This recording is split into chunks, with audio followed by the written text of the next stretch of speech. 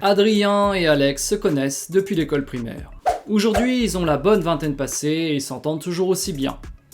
Ils ont fait les 400 coups ensemble et même si l'un d'eux est quelquefois dans un mauvais jour, l'autre va toujours le soutenir et le pousser à aller de l'avant.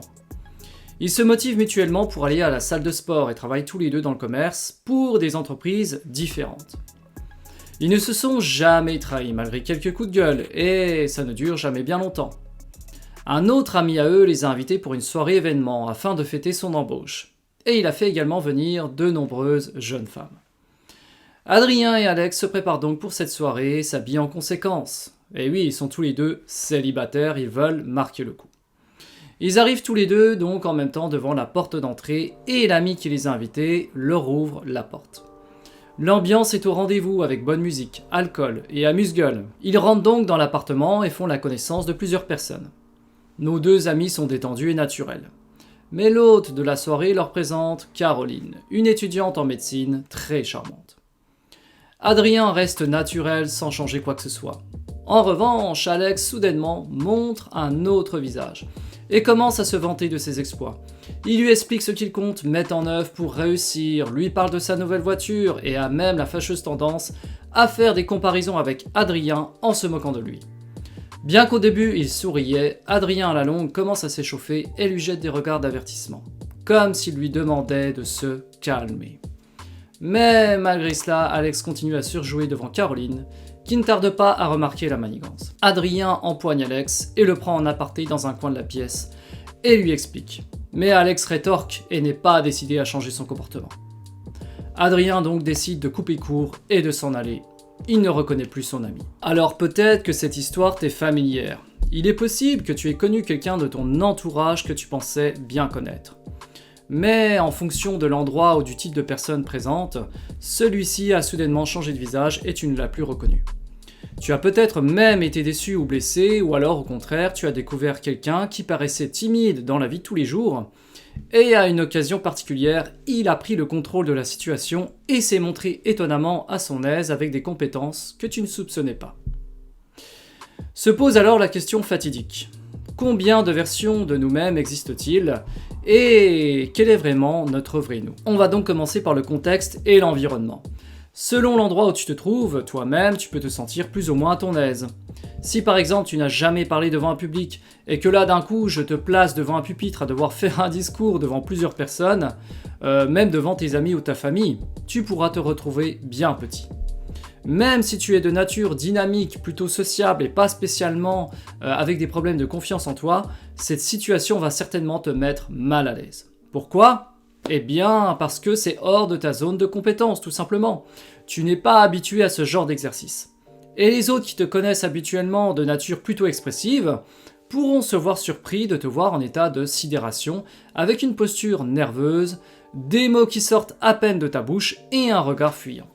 Et il y a un paradoxe, quelqu'un qui n'est pas de nature à aller spécialement vers les autres, plutôt isolé chez lui, pourra être un maître en la matière de donner des discours. Car il est habitué à l'exercice, il l'a fait de nombreuses fois, mais peut ne pas avoir envie d'aller vers les autres. Donc quelqu'un qui le verra pour la première fois derrière son pupitre pourra s'imaginer bien des choses à son sujet, comme une personne ayant une vie sociale riche, car quelqu'un qui est capable de donner des discours dynamiques et de qualité est forcément quelqu'un qui doit connaître beaucoup de monde. Comme quoi, nos impressions peuvent bien nous jouer des tours. Quelqu'un que tu ne vois par exemple qu'au travail pourra refléter une certaine image, mais sera tout autre dans la vie de tous les jours. On est beaucoup en effet à arborer un certain masque dans un contexte professionnel. Soit parce que le cadre nous l'impose, soit parce que la personne désire ne pas montrer qui elle est vraiment. Mais il est vrai que nous ne pouvons pas réellement nous montrer tels que nous sommes au travail, car cela pourrait vite déborder. Et quand j'y pense, pour moi, c'est fatigant de devoir montrer un certain visage en entreprise. Passons maintenant à la deuxième partie avec les fréquentations. Comme nous l'avons vu lors du storytelling entre Adrien et Alex, une personne peut changer devant toi soudainement, car elle souhaite se montrer en valeur devant une personne, un groupe ou une figure d'autorité. Quelqu'un qui semble être de nature simple, qui fait preuve d'humilité et de discrétion, pourra subitement changer son fusil d'épaule, que ce soit pour séduire, obtenir un privilège, impressionner et bien d'autres choses. Ce sont souvent des personnes opportunistes et qui finalement ont assez peu confiance avec leur vraie nature car elles se sentent obligées de montrer quelque chose pour obtenir un retour et se sentir importantes. Et parfois, certains n'hésitent pas à rabaisser l'autre pour prendre le dessus, même si l'autre est un ami de longue date, donc ce n'est pas vraiment un ami. On peut des fois tomber de haut et se dire « Ah, je le voyais pas comme ça celui-là ». Connaître une personne prend du temps, et il faut la voir dans la vie de tous les jours pour avoir une idée plus précise de sa valeur. Et je remarquais souvent que les hommes changent en présence des femmes, surtout qu'ils trouvent attirantes. Ils peuvent modifier leur voix, leur posture, et se montrer soit très nerveux, au contraire, se montrer très en confiance. Quelqu'un à la salle de sport pourra même faire quelques répétitions supplémentaires pour impressionner ces demoiselles. Je ne crois pas te dire une nouveauté en t'annonçant que nous sommes la moyenne des 5 personnes qui nous entourent. Nous agissons par mimétisme, en mode miroir. C'est pour cela que nous parlons des neurones miroirs. Nous sommes bien faits. Cela nous permet effectivement de renforcer nos liens sociaux. Mais attention toutefois à ne pas perdre notre vraie version de nous-mêmes pour se faire à tout prix respecter. On va passer maintenant à la vision que tu as de toi-même. Alors je sais pas pour toi, mais quelquefois quand je me regarde dans le miroir, je vois une version sûre de moi, solide, prête à affronter les pires situations. Et d'autres, je me sens lessivé, je me dis que le chemin est vraiment long et j'ai tendance à voir le verre à moitié vide. Alors il y a plusieurs raisons à cela. La première est bien sûr liée à ton état de forme. Si tu te sens bien énergique, ta confiance va aller de pair. Tu seras plus motivé à faire des choses, à accomplir des tâches que tu n'as même pas quelquefois envie de faire.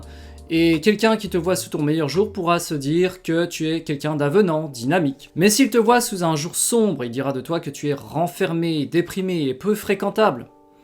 Et ces deux versions finalement, elles font partie de toi, il faut être ok avec ça. Quand tu vas à la salle et que tu te sens bien, tu vas soulever plus lourd, tu vas faire plus de répétitions.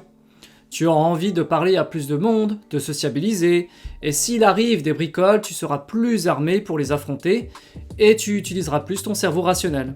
Mais si c'est un mauvais jour, tu risques de prendre des mauvaises décisions, de céder aux tentations, et de procrastiner. Je pense que la vision de soi-même est la plus fluctuante comparée aux autres situations. Car la vision de nous-mêmes n'est pas seulement affectée par notre humeur et notre énergie, mais aussi par nos valeurs qui évoluent sans cesse. S'il y a 10 ans en arrière, mon objectif était de beaucoup voyager et de rencontrer du beau monde, aujourd'hui je consacre la majeure partie de mon temps à tenter de travailler en freelance et de m'entraîner physiquement. Chaque expérience, chaque rencontre font constamment changer tes aspirations profondes, et il faut aussi là l'accepter. Nous ne sommes pas arrivés au monde avec un programme unique, nous sommes influencés, et nous influençons que nous le désirions ou non. Que cela nous mène vers la bonne direction, ou pas du tout. Et cela rejoint donc la 4e partie de manière logique, à savoir ton évolution. Il faut savoir que ton toi va évoluer en fonction de ce que tu souhaites atteindre. Si par exemple tu souhaites devenir coach, bien donner de nombreuses conférences, mais que tu es timide ou peu sûr de toi, tu as conscience que tu vas devoir changer pour atteindre tes buts. Donc tu vas mettre en œuvre une routine pour y arriver. Tu vas peut-être consulter des thérapeutes, tu vas pratiquer des sports de combat pour améliorer ta confiance. Les autres pourront peut-être te dire « Non mais attends, je ne te vois pas du tout là-dedans, tu es bon derrière ton ordinateur, tu peux tout de même gagner de l'argent comme cela, pourquoi tu cherches à aller vers la difficulté ?» Et là tu vas avoir 2 obstacles. Ta propre conscience que tu as beaucoup de travail à réaliser, et l'autre de lutter contre les influences extérieures qui te retiennent en arrière. Mais imaginons que tu tiennes bon sur la durée et que tu parviennes à réaliser tes rêves. La personne qui ne t'a pas vu depuis longtemps va se dire « Waouh, mais c'est incroyable ce que tu as fait, tu as vraiment changé ». Mais en fait non, c'est juste une version de toi évoluée qui s'est adaptée à un nouvel environnement et qui a modifié son comportement grâce à des actions régulières. Alors oui, bien sûr, je ne vais pas te dire que tu es capable de tout faire, il y a des limites. Mais tu es quand même capable de grands changements. Et plus tu as une vision précise de ton toi futur, plus ton programme sera efficace. Au fur et à mesure de la vie, tu laisseras peut-être entrer de moins en moins de personnes, ou bien des personnes différentes qui vont s'accorder avec ton nouveau programme. Car tu auras conscience que les autres peuvent avoir un impact majeur sur ta réussite ou ton échec. Et pour terminer, on va passer à une partie que j'aime beaucoup, c'est l'épigénétique. Est-ce que tu en as déjà entendu parler ? Comme tu le sais, nous héritons tous d'un patrimoine génétique. Si par exemple tes parents avaient des problèmes aux poumons, Eh bien, je pense que tu es au courant que toi aussi tu as plus de chances d'en être affecté. Mais savais-tu que certains gènes peuvent s'exprimer ou non en fonction du contexte dans lequel tu vis? Si admettons tu te sens mal, déprimé et en mauvaise santé actuellement, peut-être est-ce dû simplement à l'environnement géographique dans lequel tu vis. Peut-être es-tu fait pour vivre au soleil, à la campagne. Si tu vis en ville actuellement, il est justement possible que tes gènes liés à l'expression des poumons soient en souffrance à cause de l'environnement urbain. Mais tes gènes peuvent aussi changer en fonction des personnes que tu fréquentes. Si là aussi tu as eu des parents avec des problèmes de dépression, tu as de fortes chances adulte de présenter le même problème. De même que la timidité ou la colère. Ça va être à toi d'ajuster ton curseur pour que ton corps soit dans les meilleures conditions pour que tu puisses réaliser la vie que tu souhaites. C'est un peu comme une plante d'appartement. Si tu la places à un endroit, elle peut faire la gueule, et si tu la mets ailleurs, elle peut donner de magnifiques feuilles. Tu n'échappes pas à cette règle, et tu obéis toi aussi à la loi du vivant. Ta vie peut avoir des résultats complètement différents en fonction des choix que tu vas opérer. Sache également que l'alimentation, la langue que tu parles, les types de contenus que tu visionnes, tout ça, ça agit sur ton fonctionnement et ta construction. Pourquoi dit-on aux enfants d'éviter de manger devant la télé? Alors quoi, une fois adulte, tous ces problèmes disparaîtraient comme par magie? On pourrait donc consommer n'importe quel contenu sans aucune conséquence une fois notre corps développé? Il ne faut pas être si naïf. Pour conclure cette vidéo à travers les différentes parties que nous avons évoquées, tu auras compris qu'il existe plusieurs versions de toi-même et qu'il est impossible de les compter. Et si je devais les représenter ces différentes versions sous une forme, je choisirais un puzzle. Des pièces qui s'assemblent au fur et à mesure de la vie qui passe et des circonstances. Mais le véritable enjeu n'est pas de savoir ce qui te représente le mieux. L'objet fondamental est de savoir qui aspires-tu devenir et que mets-tu en œuvre pour y arriver. Plus tu auras une vision claire de ce dont vers quoi tu vas aller, plus tes actions seront cohérentes et moins les influences extérieures viendront te perturber. Tu sauras quoi faire et quel chemin emprunter. Les autres n'auront qu'à s'écarter si ça les dérange. Et même si ce sont des conseils bienveillants, seul toi est aux commandes de ton navire et sais si tu dois maintenir le cap ou non.